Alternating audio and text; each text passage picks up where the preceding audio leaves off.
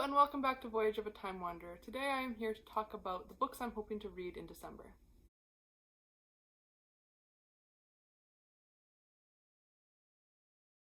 So in December I have some time off of work around the Christmas holidays, so I have set a rather ambitious TBR that I'm hoping to read, full of cozy holiday reads and some mysteries for Cloak and Dagger Christmas.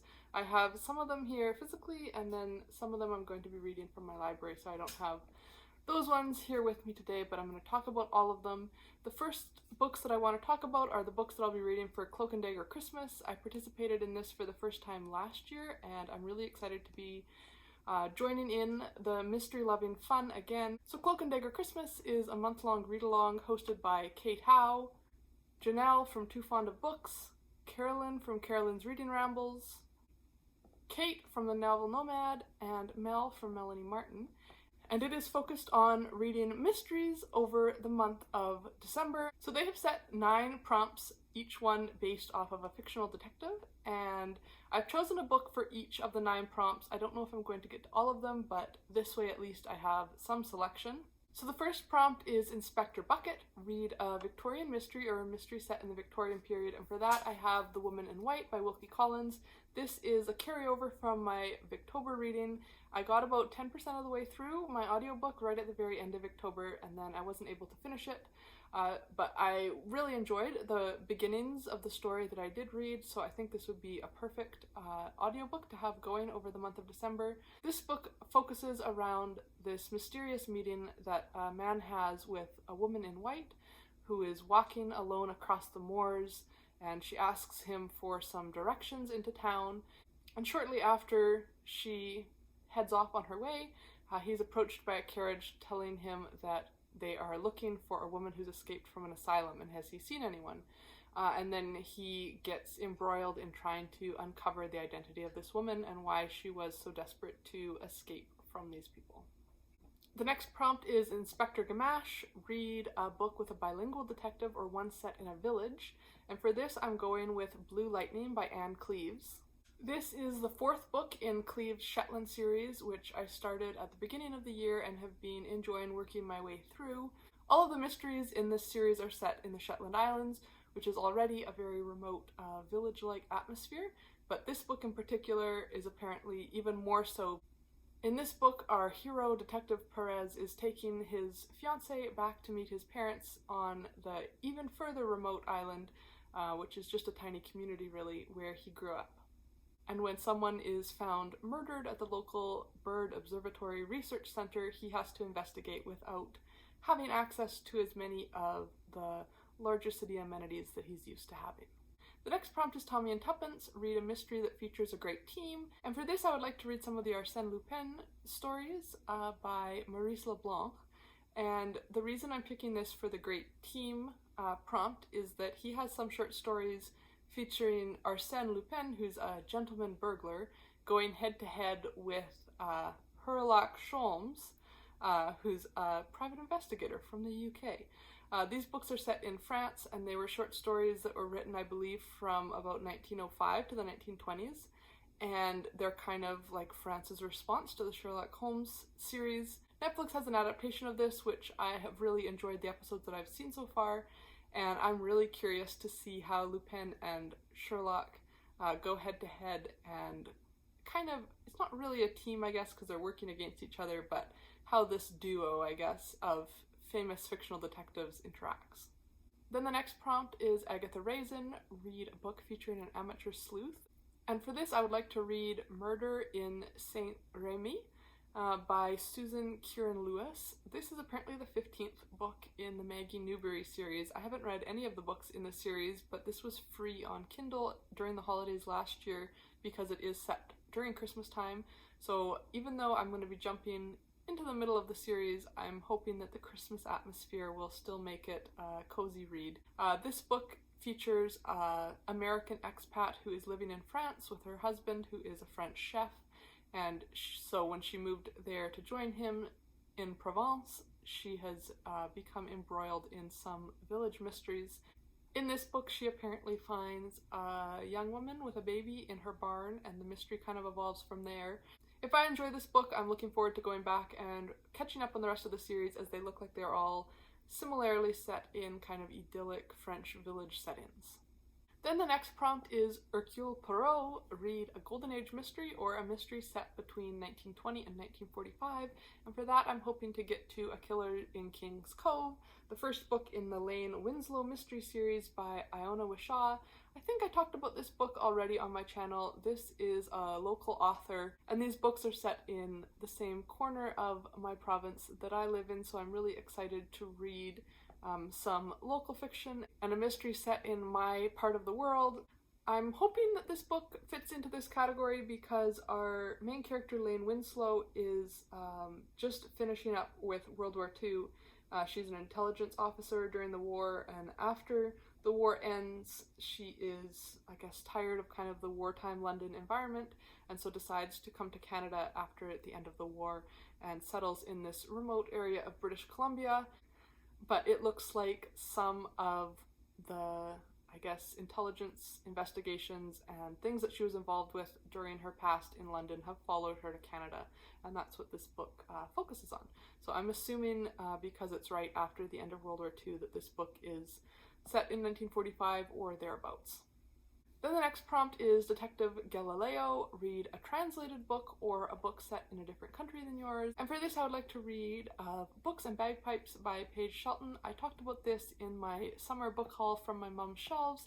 This is a book set in Scotland, and we're following a woman who works in a bookshop, specifically trying to acquire rare manuscripts and older antique books for clients that are trying to track down these books. And this whole story focuses on her trying to track down this rare Willie comic, which is a comic book series that my whole family loved growing up. So I'm really excited to have that kind of connection to this story. I think this is going to be a really fun, easy read to have over the Christmas holidays, because we used to always read the new Willie comic annual at Christmas time. My granny used to always give that as a present to our family. So I think it's going to be kind of nostalgic to read this over the holidays as well. So while editing this, I just realized I totally skipped over one of the prompts, and that is Kinsey Milhone, read a mystery with a private detective, and for that prompt I'm hoping to read The Adventure of the Christmas Pudding by Agatha Christie. This is, I think, a shorter one of her books. I think some people classify it as a novella or as a short novel, and it is a Hercule Poirot mystery. Over the past year, I guess, since reading Murder on the Orient Express last Christmas time, I've been really enjoying starting to read more in the Hercule Poirot series. I believe the premise of this story is that Hercule Poirot is at an English country manor house for a Christmas celebration, and of course drama has followed him there, and there is a warning on the Christmas pudding, and then a murder happens. And of course, as a private detective, no matter where he goes, Hercule Poirot gets wrapped up in solving the mystery. So I'm excited to have a Christmas-themed Christie on my TBR as well for the month. Then the next prompt is Flavia de Luce, read a children's mystery or a new to you mystery series. And for that I would like to read The Boy Bishop's Glovemaker by Michael Jecks. This is a new to me series, and I think this is, again, like book 10 or book 13 or something in this series, and I believe there's now over 30 books in this series, so if I like it, I have a lot of reading ahead of me. Again, this book is set during Christmas time, which is why I am jumping ahead in the series. This is a book that I picked up at a secondhand book sale at my old job, and when I got home I realized it's actually a signed copy, so that's kind of cool. This is a medieval mystery. We're following Sir Baldwin Furshill, Keeper of the King's Peace, and his friend Bailiff Simon Puttock, and it is the Christmas of 1321, and they've arrived in this city to receive a pair of ceremonial gloves to thank them for their service. But in a tragic turn of events, the glovemaker is found robbed and murdered, and so they have to try to track this down during the hustle and bustle of a medieval Christmas celebration. I think the cover of this is absolutely gorgeous with these medieval illustrations, and I think it'll be an interesting change of pace to read a historical mystery as well. And then the last prompt, Columbo, is to watch an episode of a detective TV series, and There's a couple detective series that I've been either meaning to start or have started and haven't finished yet. Like I mentioned, Netflix has a great adaptation of Lupin, which is like a modern adaptation of this series. I watched the first episode and absolutely loved it, so I'd love to continue on with that. I also, now that I'm further into the Shetland series, I think my husband and I would really enjoy watching that show together, so we might see if we can watch the first season now that I've read the book that it's based on. So those are my choices for the prompts for Cloak and Dagger Christmas. I'm hoping to get to at least 6 of the prompts on the list, which would put me at the police inspector level, but we'll see how my reading month goes. And then of course I have a couple other books that I'm hoping to get to over the course of December. Most of them are holiday related reads. Every year I try to read one of Dickens' Christmas novellas, and this year it is time for me to read The Battle of Life. Apparently this one is mostly not super Christmassy, but there is at least one Christmas related scene, and it's one of the Christmas novellas that he published in his serial magazine newspaper, Household Words. I'm trying to read through all of them chronologically, so this is the next one that I have on my docket, and so I'll definitely read that. Usually I try to read Dickens novella like Christmas Eve, Christmas Day, so I'm looking forward to that. And then for Kate Howe's Patreon book club, we are reading The Christmas Hirelings by Mary Elizabeth Braddon. If you watched any of my videos earlier this fall during Victober and the lead up to Victober, you'll know that I absolutely fell in love with Mary Elizabeth Braddon as an author after reading Lady Audley's Secret in September, so I'm really excited to read another one of her books. I think this is a shorter book, maybe almost novella length. I believe the premise of this story is that there is an old man on an estate, and he has some friends coming to visit for the holidays, and they decide that what the house really needs to truly get into the holiday spirit is some young children running around, because they're all kind of old, jaded individuals, so they hire some orphans to come celebrate Christmas with them.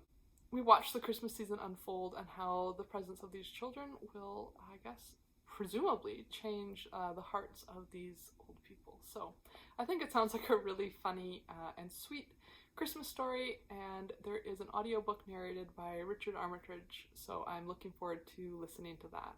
Then the other day I saw that on the Kindle store there was a free Christmas themed romance novella called A Holiday by Gaslight by Mimi Matthews.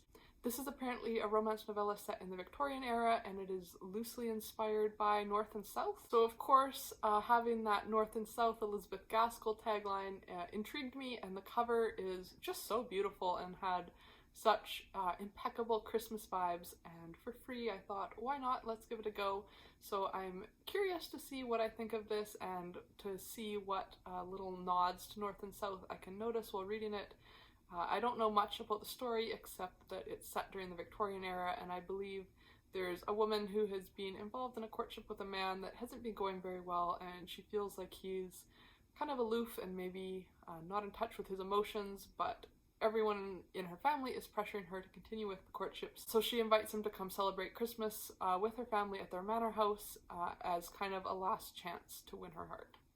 And then the last kind of Christmassy read that I have planned is Last Christmas in Paris by Hazel, Gaynor, and Heather Webb.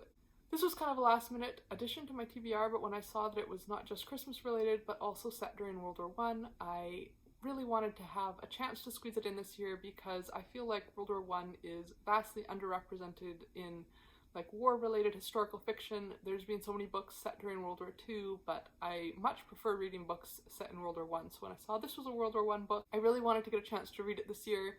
It sounds like we're following a young couple, Evie and Thomas, and Evie is obviously in the UK while Thomas goes off to war, and they plan to reunite in Paris at Christmas when the war is over, because of course the war would be over by Christmas, and then it doesn't happen, as we know now. So we're following, I believe, their relationship through the letters that they're sending each other during the war, and then I think there's a forward skipping part when Thomas revisits Paris with these letters in the 1960s. So I love a dual timeline book. I love World War I historical fiction, and it's got some Christmassy kind of setting, so I think I'll really enjoy this one as well. And then of course we have the next book in the Mitford series for the Year in Mitford read-along that I'm doing with Kate Howe, Angie from Literary Labours, and Rainey from Rainy Day Reads, and that is Home to Holly Springs by Karon. This is another copy that I got from my great aunt, so like so many of them, they are well loved and beat up, and this one doesn't have the cover, I just have the back cover. Despite having the word holly in the title, this I don't think has any Christmas tie-in, and this is the first book where we're going to jump back in time to learn more about Father Tim's childhood, which I think all four of us are apprehensive about, because from the little tidbits we have learned from the other Mitford books, I don't think it was necessarily the most idyllic childhood, so this might be a little bit of a somber read mixed in with all of my lighter, cozy Christmas reads. And I think we're planning to have our discussion video for this on December 30th, so New Year's Eve at 7:30 Eastern Standard Time. And then lastly, I have two faith-related books that I'm hoping to read during Advent and Christmas, respectively. The first is Jesus and the Jewish Roots of Mary by Brant Petra. I have just finished up reading his book, Jesus and the Jewish Roots of the Eucharist, which I really enjoyed. So I think having this book about Mary and her role as Jesus' mother will be the perfect read kind of in the lead up to Christmas and during Advent, when we are focusing on waiting for the arrival of Christ, and of course how Mary's experience waiting for the birth of her child ties into that. And then for that last week in December, between Christmas and New Year's, I'm hoping to get to Joy to the World, How Christ's Coming Changed Everything and Still Does by Scott Hahn. He's one of my favorite writers of theological nonfiction, and so I'm really excited to read his book about Christmas, and I think this is kind of intertwined with his story of his own pilgrimage to Bethlehem. So these are the books that I'm hoping to get to in December, along with all of the ebooks and audiobooks that I mentioned. I'm really looking forward to having some time off work to dive into these cozy Christmas reads that I've selected, and I would love to know what books you're planning to read that have kind of a holiday theme. And until next time, enjoy wandering through the pages of a good book.